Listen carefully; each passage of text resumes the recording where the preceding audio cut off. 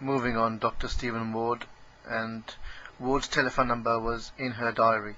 She said she had done some business with a number of men at Ward's flat, and that Ward had promised to bank money for her, although she had never seen a single penny of it.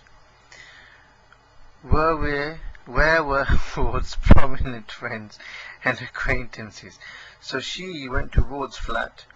Ward's a doctor, and Ward has patients. Obviously, they're probably going in as patients into the flat. And Ward promised her to bank the money, but he already had debts. Right, moving on. None seemed prepared to appear in his support. Ward's support. None appeared to be prepared to appear in his support. The trial lasted 8 days, and in the summing up, the judge, Mr. Justice Marshall, quoted, "If a man knowingly assists a prostitute with a direct object of enabling her to carry on her trade, and knowingly lives wholly or in part on the earnings of prostitutes, which he assists, he is, in our view, guilty of the offence under the 1956 Act."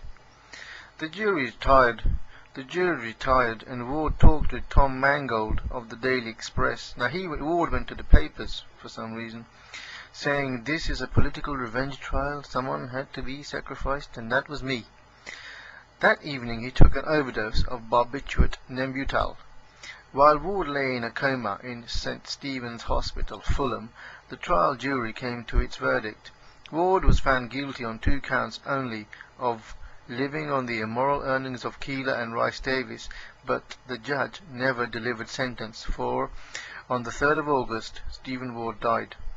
He was a vain man, a silly man, a snob, but a thoroughly filthy fellow, as he was called at his trial. He liked girls. Quite possibly he would rather have been one. He loved the look of their bodies, and the clothes they wore, and their unpredictable emotions. He shared their sexuality vicariously.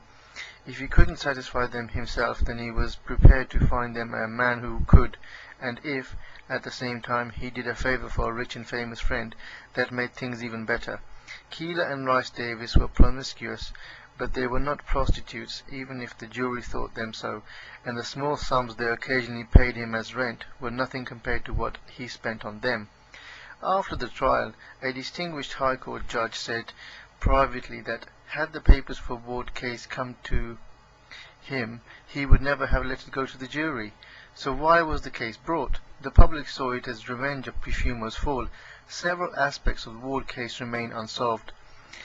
Questions unanswered are to follow perhaps tomorrow. Thank you for listening.